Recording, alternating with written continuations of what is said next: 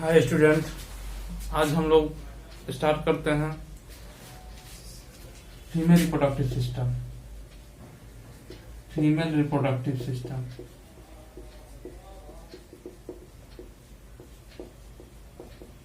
Female reproductive system यानी कि मादा जनन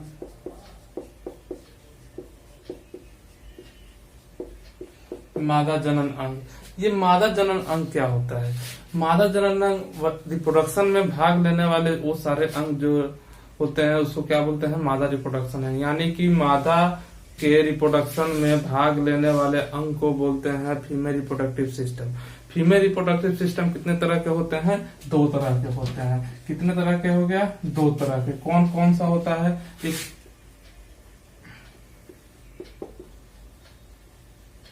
प्राइमरी और एक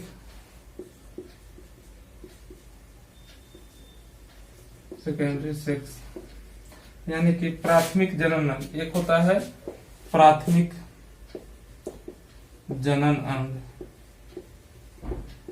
दूसरा क्या होता है? सहायक जनन अंग, या इसको एक और लिख सकते हैं द्वितीयक जनन अंग।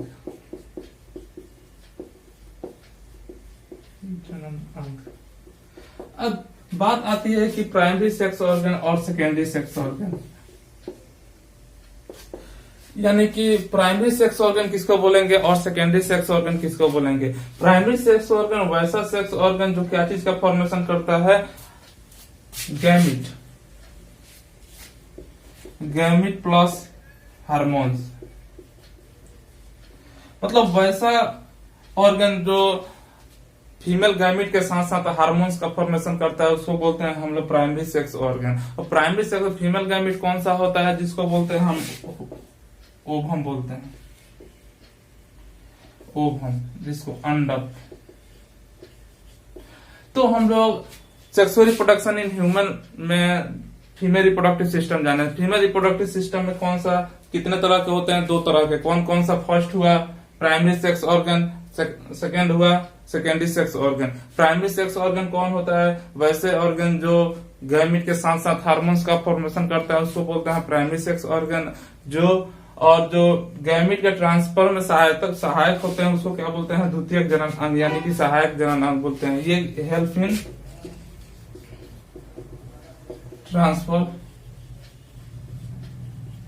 ऑफ गैमिट, यानी कि गैमिट के ट्रांसफर में जो हेल्प करते हैं वैसे ऑर्गन को क्या बोलते हैं हम लोग? सहायक जनन अंग बोलते हैं। अब बात आती है कि जो प्राइमरी सेक्स ऑर्गन होता है, प्राइमरी सेक्स ऑर्गन में कौन सा ऑर्गन होता है और सेकेंडरी सेक्स ऑर्गन में कौन सा ऑर्गन होता है? प्राइमरी सेक्स ऑर्गन के अंतर्गत आता है ऑल। प्राइमरी सेक्स ऑर्गन के कौन सा आता है? ओवरी। क्या आएगा?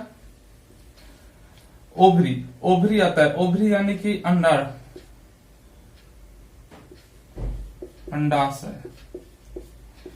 ओवरी के अंदर ये कौन सा आएगा? प्राथमिक सेक्स ऑर्गन के अंतर्गत आएगा अंडाशय। अंडाशय क्या होता है? ये अंडाशय जो होता है ये ओवम का फॉर्मेशन करता है। ओवरी क्या चीज का फॉर्मेशन करेगा? ओवम का फॉर्मेशन करेगा। और ओवम क्या होगा? जिसको गैमिट कहते हैं। और ये साथ ही साथ क्या चीज का? हार्मोन्स का निर्माण करता है। कौन सा hormone? Estrogen and progesterone hormones का निर्माण करेगा। तो ओवरी क्या चीज का करता है? ओवम प्लस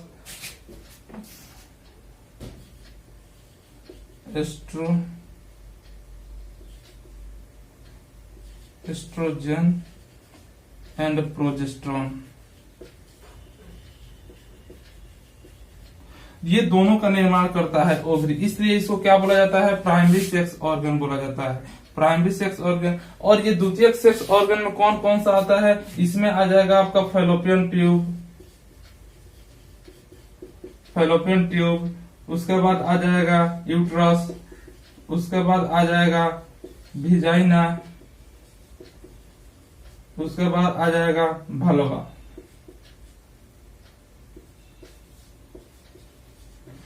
फैलोपियन ट्यूब यानी कि फैलोपियन नलिका,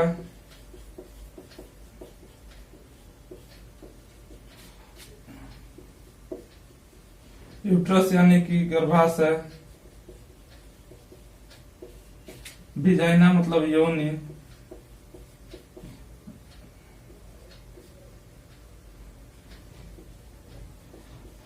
यानी कि फैलोपियन ट्यूब, यूट्रस, विजाइना और वल्वा, ये क्या हुआ, ये सहायक जनन अंग हुआ। क्योंकि जो ओवरी से ओवम का रिलीजिंग होगा, इस रिलीजिंग ओवम को कहाँ फर्टिलाइजेशन के बाद ये जो हेल्प करेगा आगे वाला प्रोसेस जो भी अंग कराता है उसको क्या बोलते हैं, सहायक जनन अंग। तो सहायक जनन अंग के अंतर्गत फैलोपियन ट्यूब होता है, ये फैलोपियन ट्यूब, यूट्रस, विजाइना और वल्वा, इसको क्या बोलते हैं हम लोग, सहायक जनन अंग। अब हम लोग जानेंगे किसके बारे में, ओवरी के बारे में। व्हाट इज ओवरी, ओवरी क्या होता है, कहाँ रहता है, कैसे होता है, तो इस सब के बारे में अभी अब हम लोग जानते हैं ओवरी के बारे में। ठीक, तो ओवरी, सबसे पहले बात आती है कि ओवरी, ओवरी किसमें देखने को मिलेगा, फीमेल में कि मेल में, फीमेल में देखने को मिलेगा। क्योंकि जो भी हम लोग पढ़ रहे हैं फीमेल रिप्रोडक्टिव सिस्टम पढ़ रहे हैं, फीमेल रिप्रोडक्टिव सिस्टम में क्या होगा, फीमेल से रिलेटेड जो भी होगा सब किसमें होगा, फीमेल रिप्रोडक्टिव सिस्टम में होगा। तो फीमेल रिप्रोडक्टिव सिस्टम के बारे में अब हम लोग जानते हैं।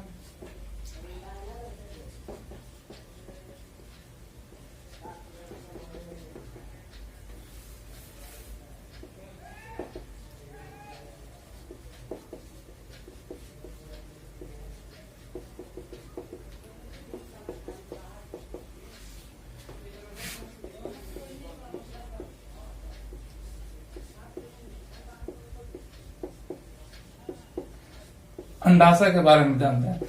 देखा जाए तो अंडाशय कहाँ होता है, फीमेल में अंडाशय देखने को मिलता है, 2 अंडाशय होते हैं। 2 अंडाशय कहाँ कहाँ होंगे, दोनों पेल्विक रीजन के बगल में होते हैं। पेल्विक रीजन यानी कि जो भी एब्डोमेन कैविटी होते हैं, एब्डोमेन कैविटी से नीचे वाले रीजन को बोलते हैं पेल्विक रीजन, और पेल्विक रीजन के बगल में रहते हैं ओवरी। प्रत्येक फीमेल में 2 ओवरी होते हैं, 2 ओवरी दोनों बारी बारी से एक का रिलीजन करते हैं। दोनों किससे अटैचमेंट होंगे, तो यूट्रस से अटैचमेंट होंगे। और ओवरी का जो भी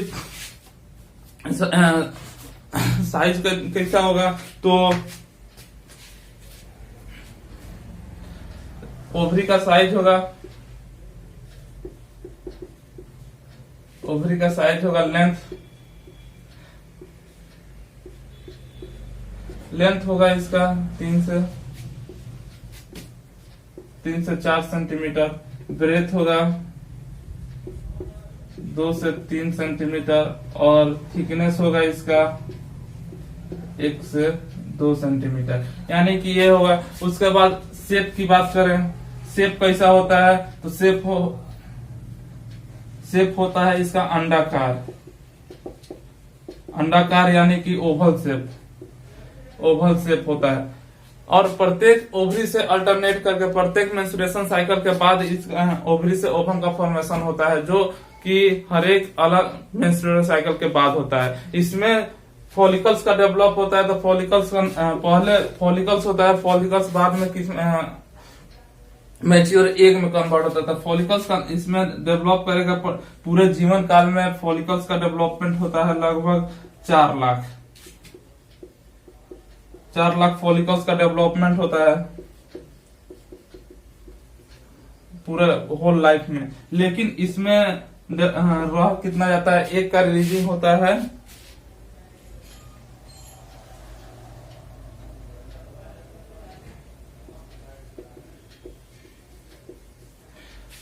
450 एक का ही रिलीजिंग होता है पूरे लाइफ स्पान में। अब देखिए, जब ओवम का फॉर्मेशन होता है एक समय में, जिसको बोलते हैं हम लोग मीनार्क होता है। जब मेंस्ट्रुएशन साइकिल का स्टार्टिंग स्टेज होता है उसको मीनार्क बोलते हैं। मीनार्क में शुरुआती हो जाता है किसका, मेंस्ट्रुएशन साइकिल का, और मेंस्ट्रुएशन साइकिल में ओवम का रिलीजिंग स्टार्ट होता है, तो इसको मेनार्क बोलते हैं। मीनोपॉज क्या होता है, जब रिप्रोडक्शन की कैपेसिटी खत्म हो जाती है। कोई भी फीमेल में 45 से 50 वर्ष के बाद रिप्रोडक्शन की कैपेसिटी खत्म हो जाती है, इसको क्या बोलते हैं हम लोग, मीनोपॉज बोलते हैं। मीनोपॉज में जब कैपेसिटी खत्म हो जाती है उसमें रिप्रोडक्शन करने की। तो ये बात आप लोगों को समझ में आ रही होगी कि ओवरी का साइज शेप क्या होता है। प्राइमरी क्यों बोलते हैं, क्योंकि इसमें ओवम प्लस हार्मोन्स का फॉर्मेशन होता है। ओवम का फॉर्मेशन का और हार्मोन्स के फॉर्मेशन के कारण ही इसको बोला जाता है प्राइमरी सेक्स ऑर्गन। अब हम लोग जानेंगे कि ओवरी जो एक का रिलीजिंग करता है वो कब कब कैसे करेगा, तो इसको हम लोग oogenesis कहेंगे। फॉर्मेशन ऑफ एक आर कॉल्ड oogenesis। oogenesis का प्रोसेस हम लोग अगले वीडियो में देखते हैं।